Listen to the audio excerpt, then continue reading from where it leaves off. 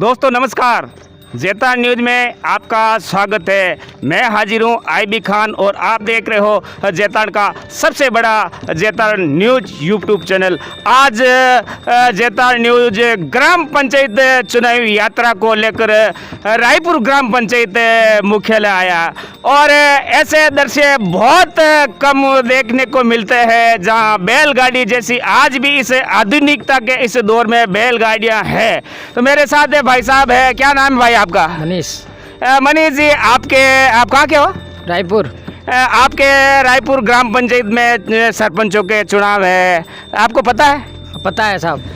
कौन कौन मैदान में है? अशोक जी पलड़िया और चनाराम जी के बीच में बहुत ही जोरदार हैं। अच्छा। और भाई साहब मैं जानना चाहूँगा, पढ़े लिखे कहाँ तक हो? मैं 10वीं पढ़ा लिखा हूँ और 11वीं में अब आया हूँ। तो ये बैलगाड़ी आप फिर आजकल तो जो नौजवान है, अपन जैसे नौजवान लोग हैं, बाइक चलाते हैं, कार चलाते हैं, अच्छी अच्छी गाड़ी आप बैलगाड़ी कैसे चला रहे हो? मेरे पापा की है और मेरे दादा ही चला रहे थे। पूर्वजों का काम है, चलाना चाहिए। आपको चलानी आती है? हाँ पूरी। और ये जो कृषि का कार्य जो हल वगैरह है वो भी आप कर लेते हो? हाँ पूरे इससे ही काम होता है हमारे यहाँ। अच्छा, तो ये बहुत कम ऐसे अवसर मिलते हैं। आप देख पा रहे होंगे ये बैलगाड़ी है। आज लंबे समय बाद, मुझे याद है बचपन में जब हम गांव में हुआ करते थे उस समय बैलगाड़ियों पर हम बैठा करते थे, लेकिन आज वर्षों बाद ऐसा मौका मिला भाई मनीष के साथ सफ़र पर हम जा रहे हैं। रायपुर ग्राम पंचायत का आज अपनी चुनावी यात्रा को लेकर सफ़र पर जा रहे हैं, तो हम अब आपको सीधा ले चलते हैं रायपुर के उस सियासी दंगल में। पालड़िया जी, मैं जानना चाह रहा हूँ, दरअसल कहना अलग चीज़ है, करना अलग चीज़ है। हालांकि आपकी पारिवारिक पृष्ठभूमि राजनीतिक पृष्ठभूमि है, लेकिन पतिदेव की दखलंदाजी तो नहीं होगी यदि आप चुनाव जीते हो तो, चूँकि आमतौर से देखा जाता है। तो नहीं, ऐसी कोई बात नहीं है, ऐसी कोई बात नहीं है। और जो भी मतलब जैसे कोई भी जनता मतलब औरतें वगैरह को भी, लड़कियां वगैरह जो मुझसे मिलना, सरपंच से मिलना चाहती है वो डायरेक्ट मुझसे संपर्क करें, बीच में कोई दलाल नहीं होंगे। बस कुछ भी नहीं करूँगा, लेकिन ये वादा करता हूँ कि मैं आपको काम करके दिखाऊंगा जिसमें मैं आपकी उम्मीदों पर पूरा खरा उतरूँगा। और बाकी अतिक्रमण को लेकर है तो मैं हमेशा भी मंच से बोलते आया हूँ और आज भी बोलता हूँ, अतिक्रमियों के खिलाफ हमेशा खिलाफ रहा हूँ और भविष्य में भी अगर जनता का प्यार आशीर्वाद बना रहता है तो अतिक्रमियों के खिलाफ मेरा रवैया जो जैसा था वैसा ही रहेगा और मेरे माताजी का रवैया वही रहेगा। मैं इस समय रायपुर के प्रसिद्ध मेला चौक यानी महाराणा प्रताप चौक पर मौजूद हूँ। ग्राम पंचायत की चुनाव यात्रा को लेकर दरअसल आज जेतान न्यूज़ रायपुर मारवाड़ आई है और बताना चाहूँगा कि पाली जिले की एक अपना आप में एक अमिट पहचान रखती है। 1984 में यहाँ नगर पालिका हुआ करती थी और उसके बाद ग्रामीणों की मांग पर राज्य सरकार ने पंचायती राज संस्था के तहत इस रायपुर मारवाड़ को ग्राम पंचायत के रूप में तब्दील कर दिया गया। और बताना चाहूँगा कि इस बार इस रायपुर ग्राम पंचायत में महिला की सीट है। अच्छा रोचक मुकाबला होने वाला देखा जाए तो पूरे रायपुर इलाके में एक तरह से ये कहना चाहूँगा कि ये हॉट सीट बनी हुई है। बहरहाल इस बार जो गत प्रत्याशी मैदान में थे उनके परिवार के प्रत्याशी एक बार फिर अपना भाग्य आजमा रहे। मेरे साथ इस समय मौजूद है इस रायपुर ग्राम पंचायत के निवर्तमान सरपंच श्री चनाराम जी माली, जिनका जेतान न्यूज़ में स्वागत है। धन्यवाद। आपका भी आईबी खान साहब, आपका भी रायपुर में बहुत बहुत स्वागतम सब रायपुर ग्रामीणों की तरफ से। चनाराम जी, मैं जानना चाहूँगा, जो भी बात कहूँगा स्पष्ट कहूँगा, नाराजगी अपनी जगह है। मैं जानना चाहूँगा आपका 5 साल का कार्यकाल कैसा रहा? मैं तो ये कहना चाहता हूँ कि मेरा 5 साल का कार्यकाल कैसा रहा ये मेरे से ज़्यादा मेरे गांव की, मेरे ग्राम पंचायत की जनता ज़्यादा बता सकती है आपको बेहतर। अपने मुंह से कहना मेरे हिसाब से ठीक नहीं है और उसका मतलब एक ही, आप इतनी सी बात में सारी जनता भी समझ जाएगी और शायद आप भी समझ आएंगे। अब की बार जो वापस चुनाव है इसमें रायपुर में जनरल महिला की सीट है, तो अब की बार प्रत्याशी मेरे माताजी है। मैं रोकना चाहूँगा, दरअसल मैं इसी सवाल पर आना चाह रहा था। आपने कह दिया माताजी, जबकि भाभी जी भी तो मैदान में हो सकते थे, माताजी को ये आपने मैदान में क्यों उतार रहे हो? आपकी बात बिल्कुल सही है कि वो जनरल हर जगह यही होता है कि किसी की वाइफ पत्नी वही चुनाव लड़ते हैं।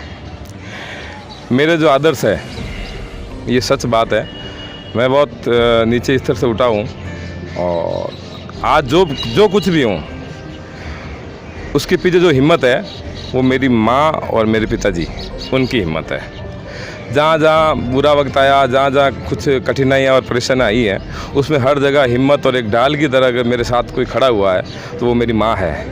मैं ये मानता हूँ कि कोई अगर मुझे ये कहता है कि भाई चन्नाराम सरपंच से ठीक है या हिम्मतवर है या जो भी है, कई लोग भाषा रखते हैं, तो मेरा ये मानना है मेरे से मेरे माताजी उससे 100 गुना ज़्यादा है।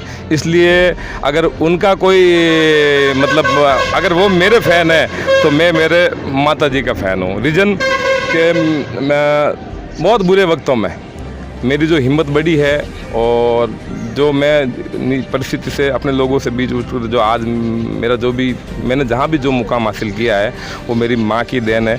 और रही खान साहब, मैं ये भी कहना चाहता हूँ कि अगर कोई ये सोचता है तो जाइए, वो अपनी अपनी सोच है, कोई अपनी पत्नी को खड़ा करे, किसी को कर सकता है, प्रत्याशी कोई भी हो सकता है, वो अपनी सोच है।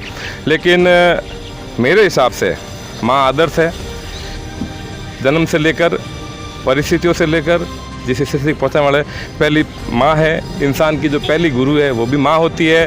तो मेरे हिसाब से मेरी माँ का उस जगह होना ज़रूरी है और मैं उस अपनी माता जी को उस स्थान पर देकर मेरे वो ज़िंदगी की सबसे बड़ी, मेरे लिए बहुत बड़ी उपलब्धि और खुशी होगी। यानी आप सरपंच पति का तगमा अपने ऊपर नहीं लेना चाहते? नहीं, बात वो नहीं है, सरपंच पति वाली बात नहीं है। अब उसमें भी कुछ एक धारणा है, पढ़े लिखे हैं, नो डाउट, इसमें कोई तकलीफ वाली बात नहीं है। लेकिन हम एक ग्रामीण कल्चर में रहते हैं तो हर जगह आप देखोगे, कभी वीडियो भी देखो, फ़ोटो देखो, तो अब मेरे माताजी है तो वो घूंघट निकालते हैं। अब मैं उनको इन उम्र में ये नहीं कह सकता कि मम्मी आप घूंघट हटा दो, क्योंकि हर इंसान खड़ा है, बड़ा समाज है यहाँ रायपुर में। मतलब सबसे बड़ी अगर एक समाज के नाम पे देखा जाए तो माली समाज के सबसे ज़्यादा मत है। और शायद मैंने सुना, जहाँ तक मैंने यहाँ आकलन किया, इस बार आपके प्रतिद्वंदी है अनुजा पालड़िया, शायद प्रतिद्वंदी है, शायद हो सकता है, संभवित है, अब तक कंफर्म नहीं कह सकता। कंफर्म तो तभी होगा जब आवेदन किया जाएगा। लेकिन एक समाज में दो, ऐसा कैसे चलेगा? समाज एक नहीं है क्या? सब समाज एक है और मैं ये मानना हूँ कि समाज में किसी तरह का कोई भी डिवाइडेशन नहीं है। मतलब डिवाइडेशन वही है कि जिस समाज के जिस व्यक्ति की, समाज के जिस नागरिक की, समाज के जो भी है, जिसकी जिसके साथ भावना होगी, जिसके साथ अगर मेरे साथ भावना होगी तो मेरे साथ जुड़ेगा, अगर हमारे जो प्रतिद्वंदी है उनके साथ भावना होगी तो उनके साथ जुड़ेगा। और कुछ चुनाव में रिश्ते भी काम आते हैं डिवाइडर के, जैसे आपसी समाज में एक ही समाज में रहते हैं, उनके भाई गनायत वगैरह, आपसी दूर के रिश्तेदारी। तो इसके हिसाब से मेरा ये मानना है कि समाज अपनी जगह बिल्कुल सही है। समाज एक व्यक्ति की सपोर्ट इसलिए नहीं कर सकता, क्यों नहीं कर सकता कि दोनों समाज के बेटे हैं। तो समाज के लिए तो मैं ये मानता हूँ, मैं और मेरे सामने जो मेरे प्रतिद्वंदी है वो दोनों एक समान है। तो समाज तो जिसके साथ भावना होगी उसको मत देगा। बाकी समाज के लिए जो दो अगर प्रत्याशी, हम दो बेटे समाज के लड़ रहे हैं, तो मेरे हिसाब से समाज के लिए दोनों बेटे एक समान है। चन्नाराम जी, मैं अभी कुछ देर पहले रायपुर मारवाड़, दरअसल रायपुर मारवाड़ मेरी शिक्षा की भूमि रही है। मैं इस शहर से जुड़ा हूँ, मेरा लगाव इस शहर से। मैं अभी कुछ लोगों से मेरी बातचीत हुई, आपने अतिक्रमण को लेकर इस शहर को हालांकि सुंदर बनाया, लेकिन अतिक्रमण के मामले को लेकर लोगों में या शहर साहूकारों में आपके प्रति आक्रोश है? निश्चित है और होगा भी। और मैं तो खुले शब्दों में कहता हूँ, मुझे किसी चीज़ का डर भी नहीं है। अगर अतिक्रमी है और भगवान गणेश जी महाराज की मेहरबानी से और जनता के आशीर्वाद से दोबारा हमें ये मौका मिलता है, तो अतिक्रमियों और भूमाफियाओं को तो दोबारा भी नहीं बख्शा जाएगा। सरपंच साहब, बहुत महत्वपूर्ण बात है। सार्वजनिक मंच से लाखों लोग देखेंगे, ऐसी बात बहुत कम करते हैं। इतना मामला रखते हैं कि आपने लोग बहानाबाजी करते हैं कि हम अतिक्रमण नहीं हटेंगे, लेकिन आप सार्वजनिक रूप से कह रहे हो आपको नुकसान भी हो सकता है। मैं बताया मैंने पहले आपको, मैं बहुत नीचे स्तर से उठा हूँ। मैंने कभी सोचा भी नहीं था कि मैं सरपंच बन सकता हूँ। मैंने कभी या मेरे परिवार ने भी कभी नहीं सोचा। ये तो जनता का प्यार, इन लोगों का आशीर्वाद है कि इस मुकाम तक पहुंचा हूं। और आज कुछ लोग कहते हैं अच्छा या बुरा, जो भी कहते हैं, जो मेरी पहचान मिली है वो सब इस जनता की देन है। और मारवाड़ी में कैसा पूट मजबूत वह नहीं तो सब काम नहीं, पॉसिबल। वो मैं जानता हूँ, आपका उग्र स्वभाव एक छवि ये भी है इस रायपुर मारवाड़ में आपके प्रति। तब मेरा उग्र स्वभाव है, शायद सही है, लेकिन जो लोग कुछ जानते हैं वो ज़्यादा इस बारे में बेटर बता सकते हैं। उग्र स्वभाव उन लोगों के लिए है, मैं ये मानता हूँ, जिन लोगों ने गरीबों का, नीचे तबके के जो लोगों का, हम किसान वर्ग के कौम का, इनका शोषण किया है। ठीक है, विकास की जहाँ बात आती है उनका स्वार्थ आगे चला जाता है। एक गांव का तहसील मुख्यालय है, एसडीएम मुख्यालय है, कुछ समय पहले विधानसभा हुआ करती थी, लेकिन इन लोगों के जो नेता हुआ करते थे बड़े, इन लोगों के निजी स्वार्थ के कारण उन लोगों ने हमको, और जो भी हमारे यहाँ से जो बड़े नेता हुआ करते थे लोकल से, जो अपनी पंचायत ही सिर्फ एक रूम तक सीमित रखते थे, उन पंचायती में उन लोगों ने कभी गाँव को शामिल किया ही नहीं। पंचायत नगर पालिका से पंचायत बना दी तो भी वो उन लोगों का डिसीजन था, रूम में था, जनता कभी एक हुई नहीं। विधानसभा भंग हुई तो भी जनता कभी एक हुई नहीं। उन लोगों ने अपने निजी स्वार्थ के लिए जो डिसीजन लेकर जो गांव को जो गर्त में डाला है, उनके वो जिम्मेदार हैं। उन लोगों ने अपने आप को तो स्टैंड किया, लेकिन गांव को स्टैंड करने की उन्होंने, मेरे हिसाब से मैं ये मानता हूँ, उन लोगों ने शायद कभी कोशिश नहीं की। कई चीज़ें हैं आज भी मुख्यालय होने के बावजूद, आप मान के देखो, तहसील है, तहसील मुख्यालय है, उसके बावजूद आज बिजली घर ऑफिस है तो आज पिपलिया में बना हुआ है। लोगों को इतनी समस्या होती है, मेरे पास गाड़ी है, मैं जब स्लप लगाया जा सकता हूँ।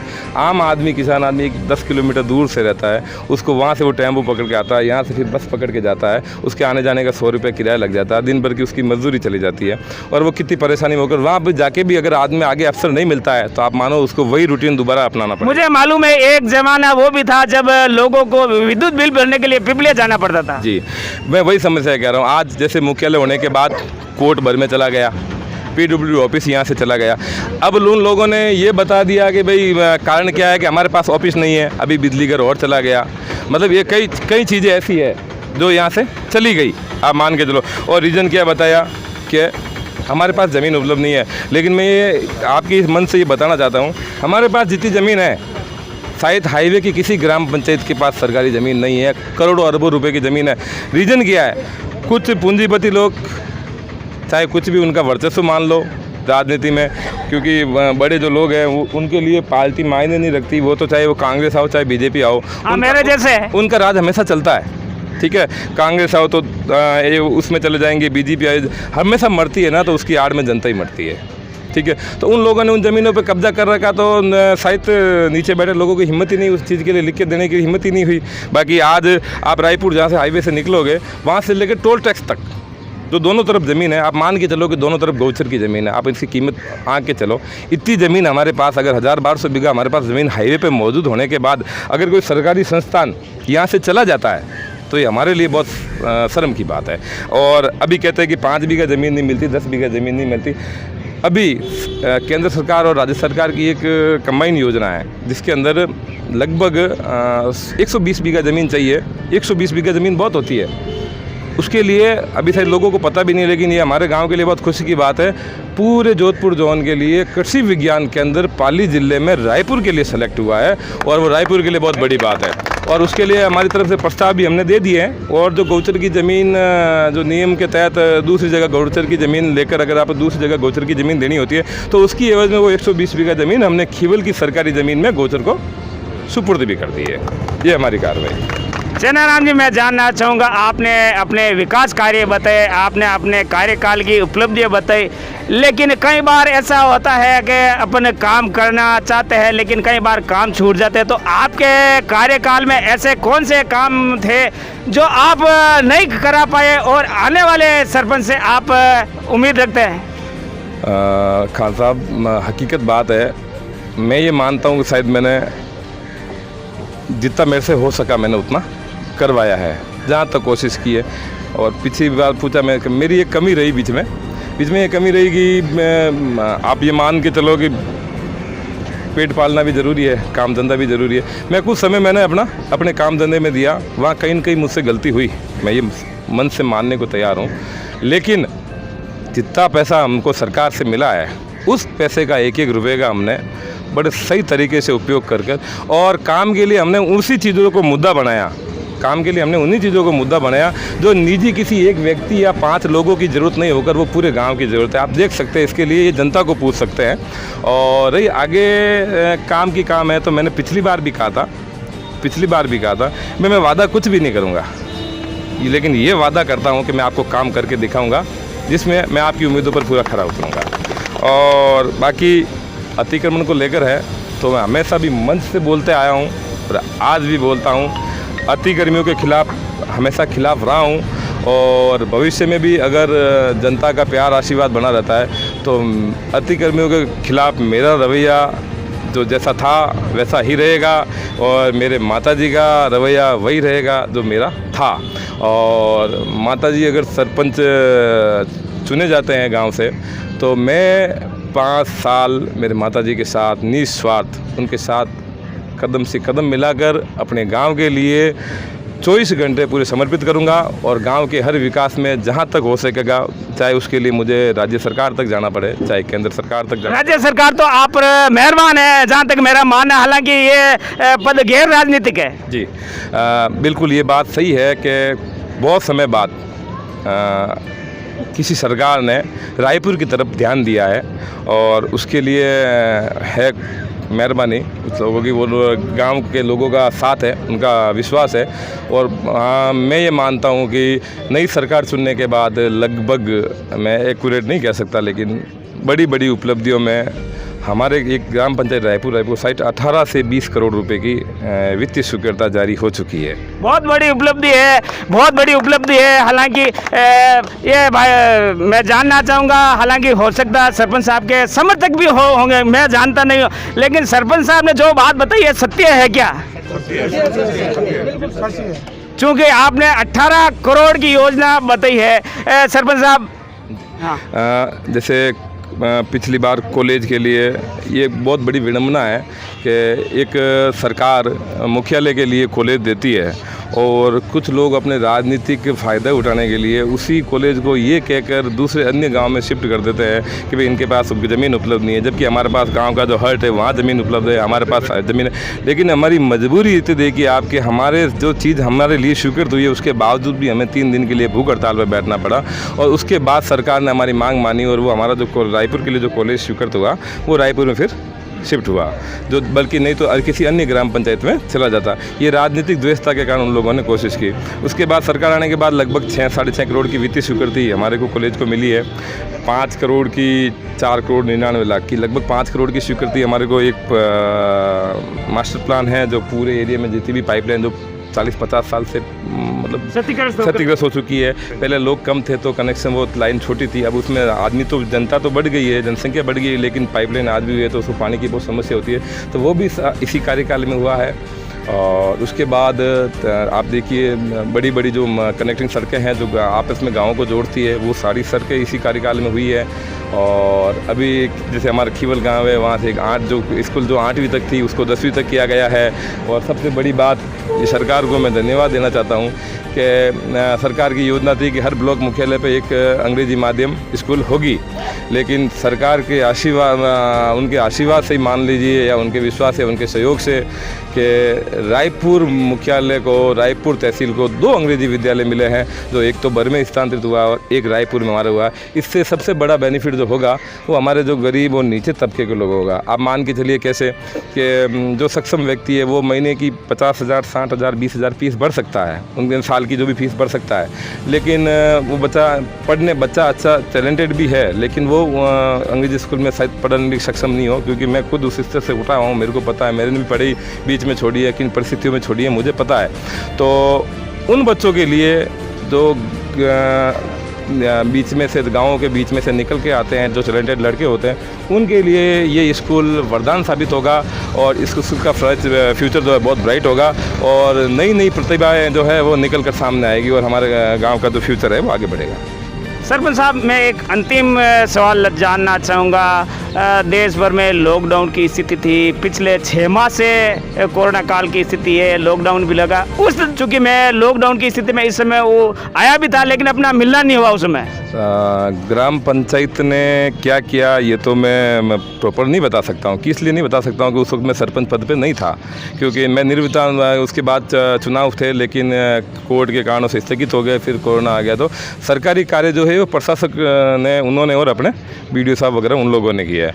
और लेकिन हमने, हमारी पूरी टीम ने जहाँ तक जितना हमसे हो सकता है जो सहयोग कर सकते हैं, मैं अपने मुंह से ये नहीं बताना चाहता, मैं अभी भी नहीं बताऊंगा कि अब ये कहता हूँ उसको हमने ये किया, वो नहीं है। जो हमको लगा कि ज़रूरतमंद है, हमको जो करना चाहिए वो हम लोगों ने पूरी मेहनत और ईमानदारी से किया और दिल से किया, जो दिल से करता है। और आगे भी अगर कभी ऐसा हुआ तो हम अपने गाँव के लिए अगर पद पे रहे और पद पे चाहे नहीं भी रहे, अपने गांव के लिए, रायपुर के लिए मैं 24 घंटा हमेशा तैयार रहूँगा। उसके लिए मेरे को किसी पद की लालसा नहीं है। जब मेरा गांव कहेगा, जब मेरे लोग कहेंगे कि आज चेन्नाराम की ज़रूरत है, चेन्नाराम आपको वहाँ खड़ा मिलेगा। और तेवर तलक भी रहेंगे साहब, वो तो मेरे आप मान लो मेरे खून में है, उसको मैं चेंज भी नहीं कर सकता।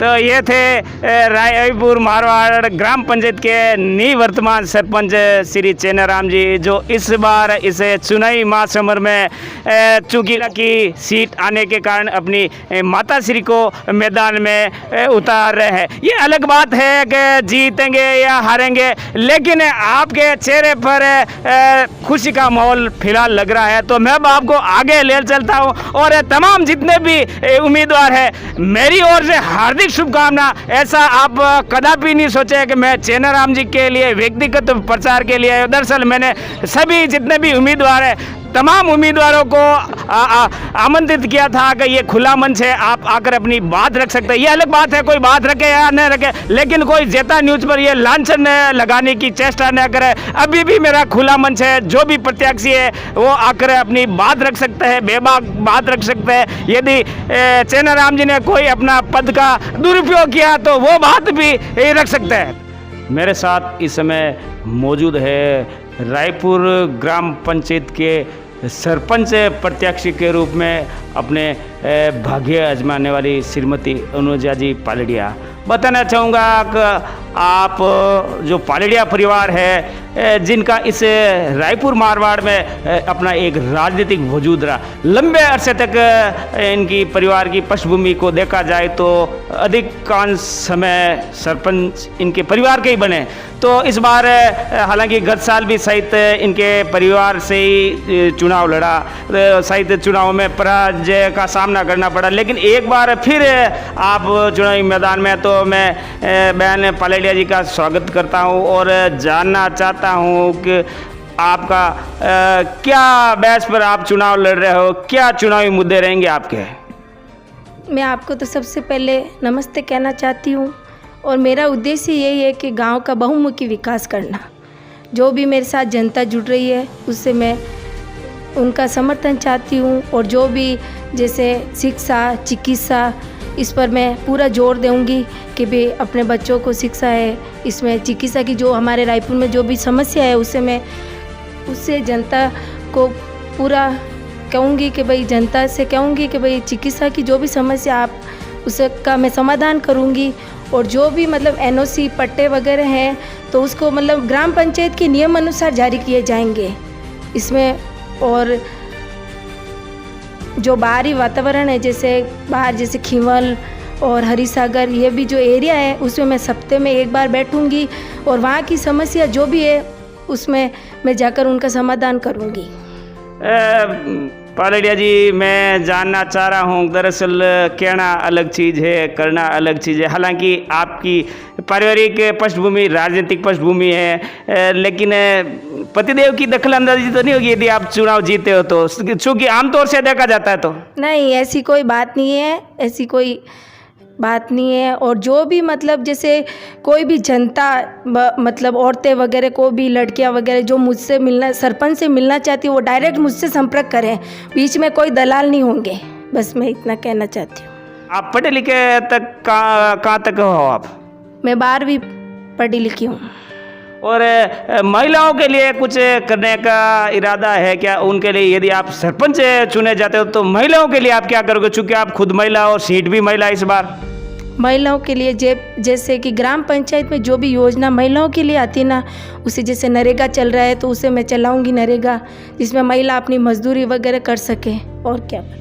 और एक सवाल और जानना चाहूँगा, जो गत कार्यकाल के सरपंच साहब थे श्री चेनाराम जी, उनके कार्यकाल को आप किस नज़रिए से देखते हो? उनके बारे में मुझे कुछ नहीं कहना है, वो जैसे हैं वैसे ही हैं, मुझे कोई उनसे कोई मतलब नहीं।